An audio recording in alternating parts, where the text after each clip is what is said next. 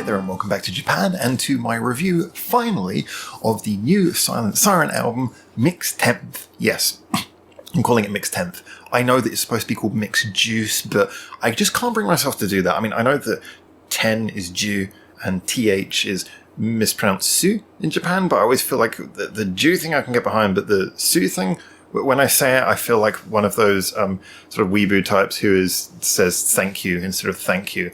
It's just... It doesn't seem right when I do it. A Japanese person can do it. It just doesn't sound right when I do it. So, MIX10th.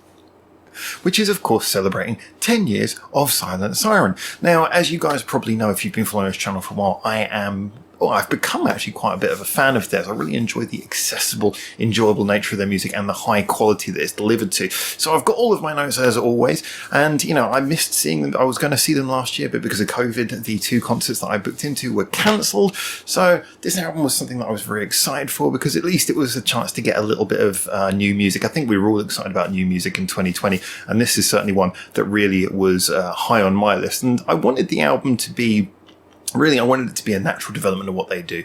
Keep in the normal variation, keep in the fun, have some big singles on there, have some really good musicianship, and maybe push into some new directions that we haven't heard them go before. So the question is, did they achieve that? Well, let's look through track by track first of all, before coming to a conclusion. So we start off with the song Hero, and despite me always finding the first few notes of Hero a little bit weirdly underwhelming for a song that I've already reviewed and professed my love of, it certainly makes for a bizarrely ear-catching way to start the album. That little doot-doot-doot really catches your ear in a weird way. It's a brave first song all around anyway, in that it's so punky for the best part, with an incredibly fast drum line underneath and lots of energy. The double kick really does hit you. I mean, Hero also though respects the band's fans by having that welcoming edge Silent Siren are known for. Despite the song's pace and emotional charge, the guitars are not too punkily loud, making it accessible for a wider audience. Whereas this may be an issue in other songs, and we will come back to that, in this case, the drums are providing all the rock energy you could ever need. It's not that the guitar doesn't still rock in this song, it's well measured and carrying the mid-range tones rather than overwhelming everything. With a strong chorus and just enough injection of emotional value to the melody, this is a real surprise, something I maybe wouldn't expect to work on paper, but is now one of my favourite songs of all time by this band. Energetic but easy to consume, catchy and emotional, different from previous songs yet respectful of the band's sound. It's a really great start. And that moves us on to the next track, Sun Moon, which changes into a more disco pop feel, which is kind of a cool switch. It's more thick sound though all around. Beautiful bass tones, nice spacey keys, thick guitars, the vocal layering.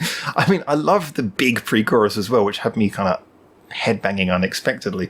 Calming down from that big exciting punk intro, this replaces speed with a sort of bounce and thick tonal quality. It doesn't feel like the album's so much lifted off the accelerator, just that it's kind of switched tactics, changed tones, and it certainly maintains its engaging quality without outstaying its welcome. So far so good. That brings us on to track 3, Up to You, which was Sai rock song with Aimi. Aimi? Is it Aimi? Yeah, I think it's Aimi of Poppin' Party. I don't know enough about Poppin' Party. And I have covered this song before though. To me, as an album track, it makes a nice third shift, 3 styles and 3 songs. It's a sort of great kickstart we've had so far to this album, and a nice change of tone in every song thus far. And it's an exciting sudden flash of rock from Sai. It kind of hits you and shifts the tone successfully, and it's one of those songs where at first you're really glad that it's there. Now, although I never really found this song catchy, on repeat listens, the chorus is pretty damn good actually. So I'm left to ask, why do I feel this song always leaves me a little bit underwhelmed? Well, I think the song is written very rock, but the production doesn't really lean into it, neither does the arrangement, and with exception to the riff at the beginning where the guitars are all turned up, it seems to be lacking in some way, which I really tried to think about. I think this would work better if the engineers had maybe lent more into that rock concept and tried to make it raw, and there was that pumping bass under the song, and it had that good rumble, it had the sharp and bouncing sort of vocal treble where the voices were really moving around nicely, but the middle frequencies where a rock song really gets its punch felt a tad gutless in places, such as the chorus unfortunately. I mean, the reason is actually quite simple in my opinion after looking back at it a few times over, which is that the guitar, especially in the chorus, moves up to higher notes, leaving it to be mixed underneath the vocals, and therefore kind of turned down and making the bass carry the whole body of the song. You listen to the guitars, when they're not under the vocals, they're turned up because they've got room, like in the riff. They move under the vocals again, they're turned down. Now, I personally am always talking about how I like when guitar lines do this. They go up to higher notes and they do sort of colourful stuff rather than always trying to be something big and roaring at all times and always trying to be the centre of things. But this is the rock song on the album, right? That's kind of the way they're presenting it. This is when you can do that. And furthermore, you aren't being bland in doing so because you have Yukaron. You have a keyboard player who is mostly there to add colour, individuality and high notes to songs, but mostly feels kind of shoehorned out of this song altogether. It's a simple matter of awkward arrangement that takes a basically really good song and wastes its potential. I know it sounds like I'm being a bit nitpicky here, but this is why for me this song always slips past with less impact than it deserves.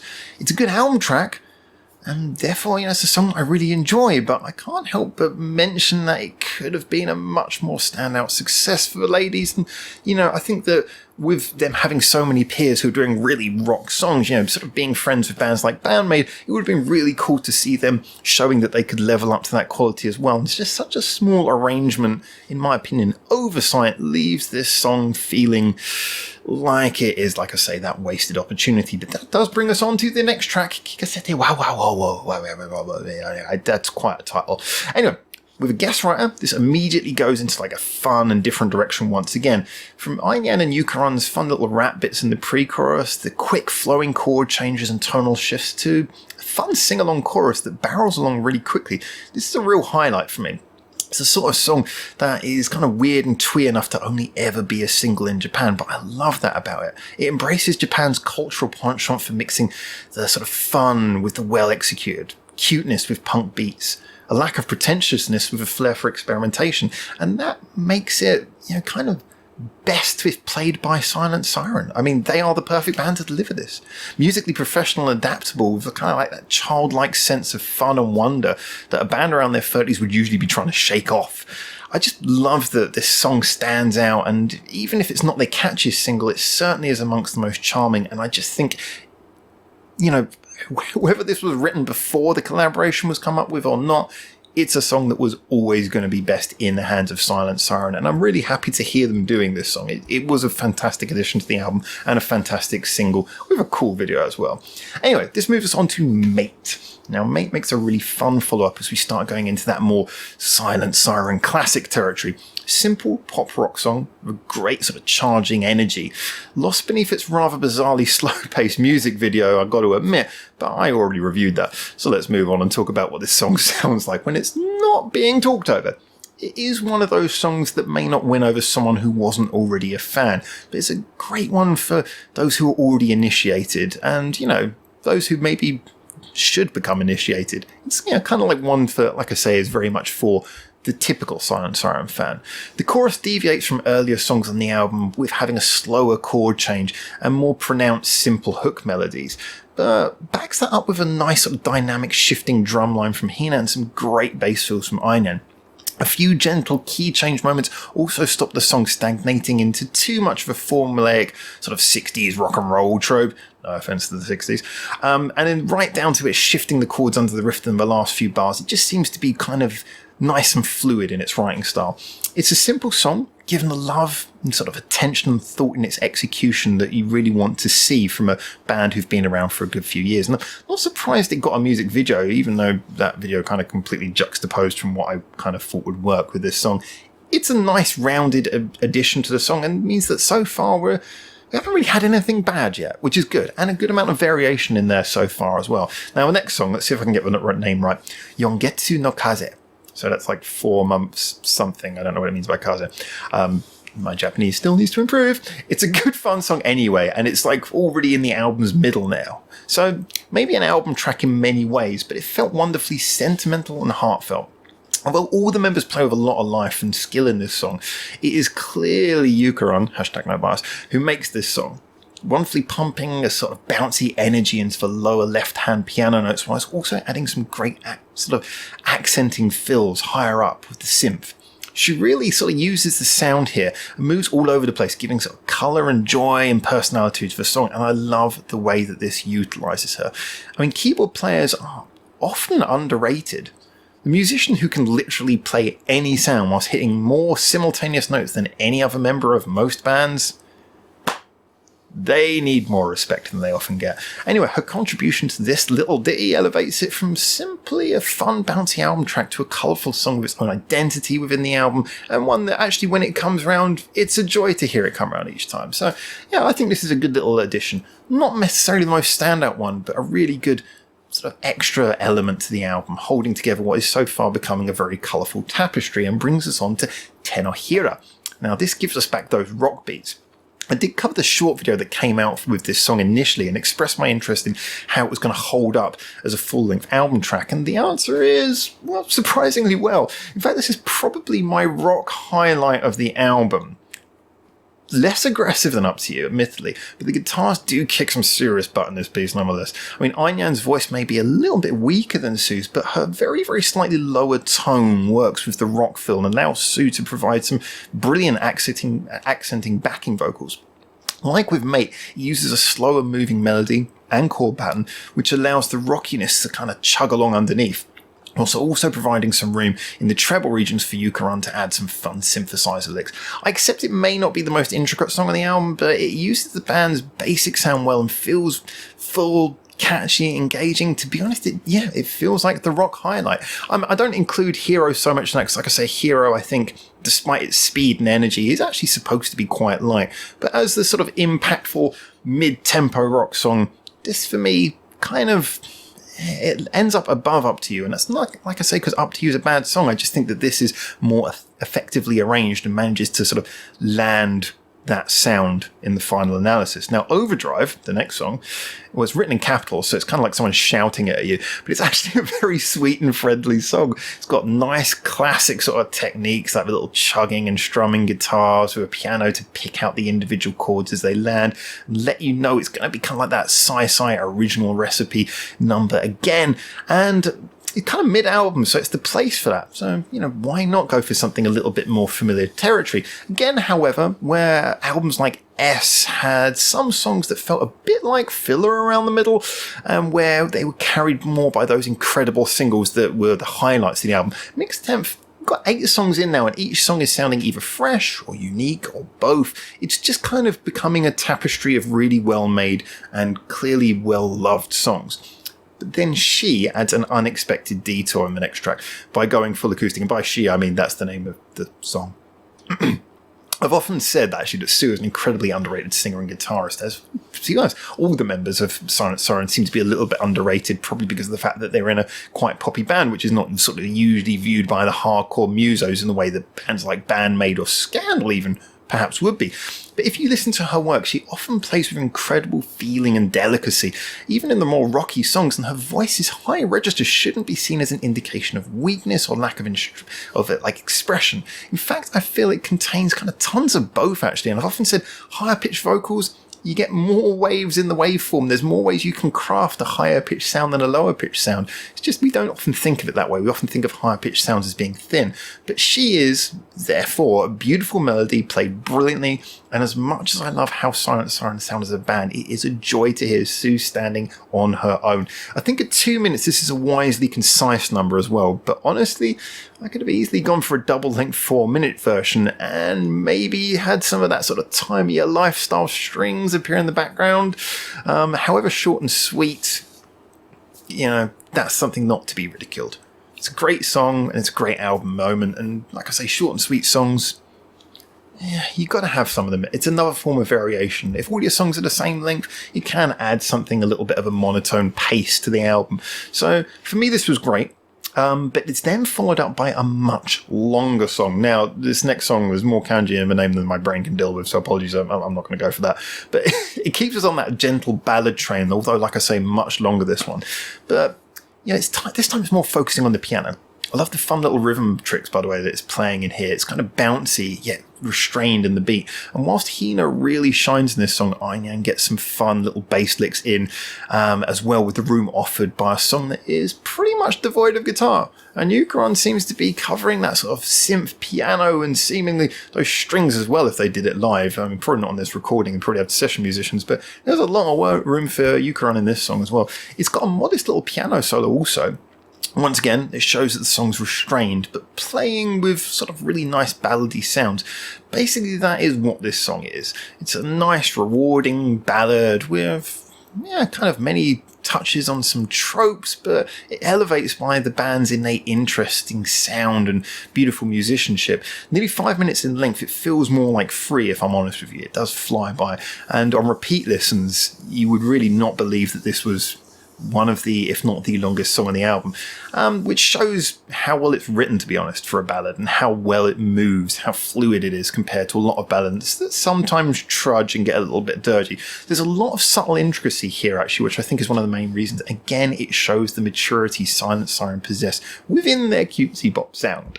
Now, the next song is Connect, and it's a strange song to review because it falls foul of a problem songs have when they're towards the end of an album. It's not a bad song at all, but by this point it's hard to do anything new. Thus it is probably the first song that doesn't land much of an impact at all, to be honest. I said some songs were Silent Siren classic formula, but this one really does just tick all the boxes. I mean, that sort of shuffle, kick, hat, snare, hat, beat, check. Keyboard riff, check.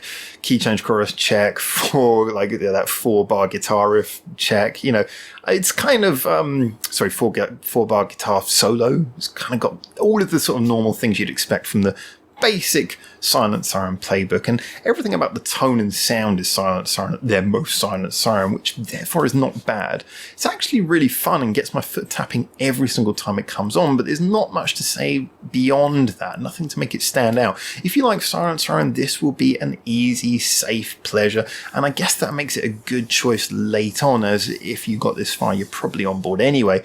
It's nice, safe, sci-fi song.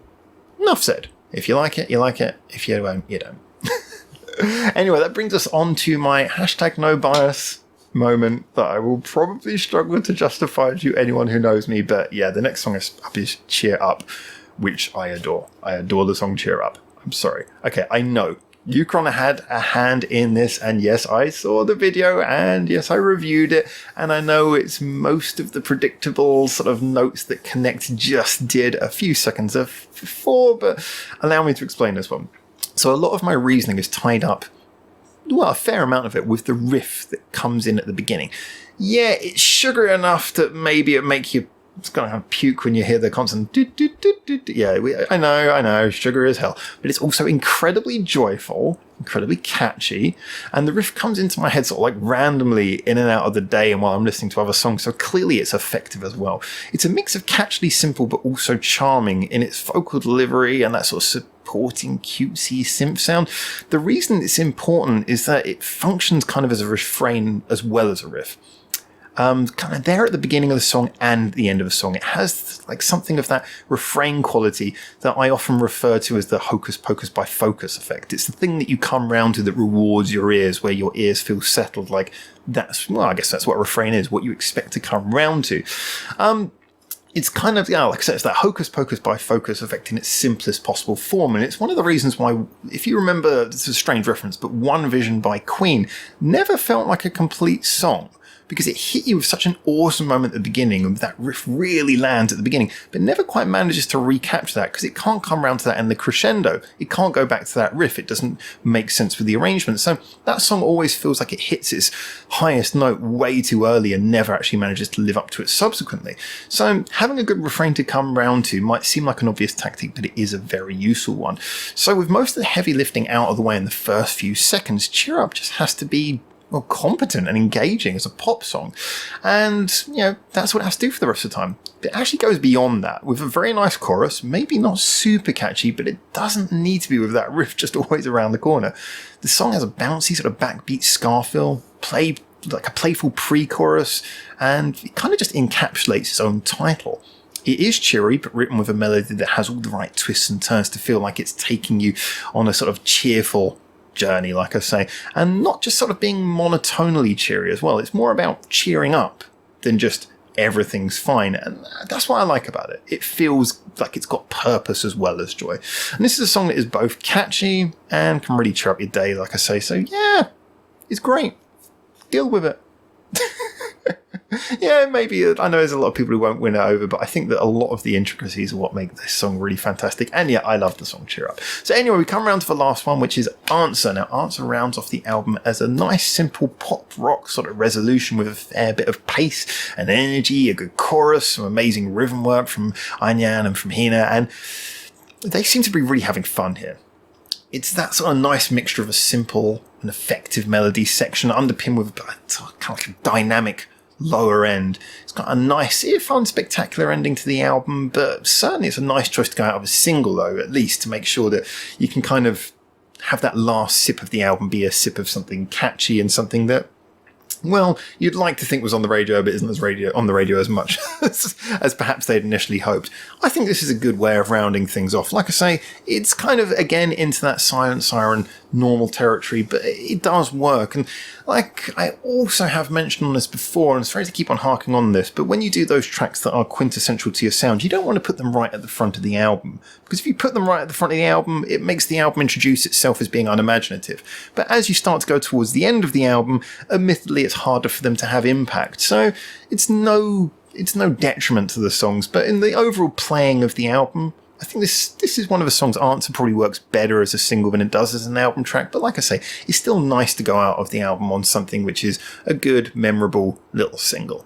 So, in conclusion, I think the Silent Siren have a lot to be proud of with this album. I mean, there was a lot of variation, there was a high level of quality, it was very catchy in a lot of places, had moments of bravery as well, but respect for what the band is and what the fans expect from them. So it was actually a really strong album. I think stronger than I was initially expecting after the first couple of singles. The first singles came out and I really liked them, but nothing caught me as like massively, this is going to be catchy and elevate the band hugely.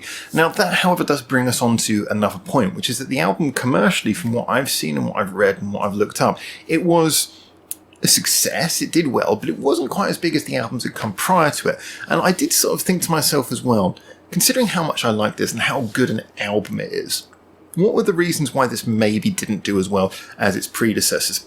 And there was a few things that came up. Now, the first one is, remember that when Sai-Sai-San was out, everywhere you went, every time we went to eat, you would hear like Koi no Esper on the radio, or there would just be some of their songs doing the rounds. I didn't get any of that with when the new album MIX10th, Mixed Juice, came out. I didn't hear any of that sort of banning around. It wasn't really on the radio. It wasn't really there where people could hear it as much. And I think that was partly down to the fact that there was no big single. Yeah, there was a lot of really catchy tracks on here, but there was nothing that just sort of hit as the, yeah, this is a you got to get it out radio friendly single. There was no cherry bomb on this. There was nothing like that where, like I say, you just immediately listened to it and you went, this is definitely a single. Just a lot of very catchy tracks. And of course, that's slightly problematic because it makes for a very good rounded album listen, but it means that just nothing is going to get that repeat radio circulation, which is going to really get you into the ears of everyone as they go for their meals or drive in their car or whatever they do. I was going to say radio, but people don't really listen to radio anymore, even in Japan. Maybe on apps, it's just sort of thing that's kind of there when you go and do other things. So it didn't have enough circulation, partly from that, which was a shame, I think. But also, in my experience, again, anyone who's been following this channel will know I had a really bad experience when this album came out trying to get it. Now, I know, first of all, it's normal to buy things online, normal to order them online, lots of people listen online. However, I have on my phone, I've got Line app, and I'm signed up to their list, so I get notifications of everything. I've got notifications when the album came out. They made a big noise. I was getting about 3 notifications a day, message, pictures of them in CD shops with the album and displays and everything. I travelled all over my prefecture. I spent an entire day, absurd amount of money on trains, and I went to, I think it was, I can't remember now, but I think it was in total 11 CD shops. There were no copies of it. This was on the release day. I'm the sort of person, I like, for an album I enjoy, I like to turn up, buy it in person. You get the release. Sometimes you get like extra stuff with it. It's a good experience. A little day out, get something to eat. It wasn't distributed. A lot of people mention this might have been because of the COVID thing, but I did also check, and all the other CDs that were out that day were out. So whether it was just a block on my prefecture or what it was, I don't know. But this was never answered. I even actually tried directly tweeting to the band's Twitter account and trying to get answers. I never got an answer for this. But no, the album did not come out when they said it came out. Well, not in all of Japan. And certainly if you're advertising and then boycotting entire prefectures, I mean, presumably mine wasn't the only one, you should probably say something. So yeah, I must admit, I felt that the rollout as well seemed to be kind of problematic. So it wasn't much on the radio, it wasn't in the store when they said it was going to be in the store, although I accept most people were not going to buy it that way, but still. I even went by a couple of rental shops and it wasn't even in them, but that's not too surprising. But yeah, I think that this was slightly marred by a troubled release as well.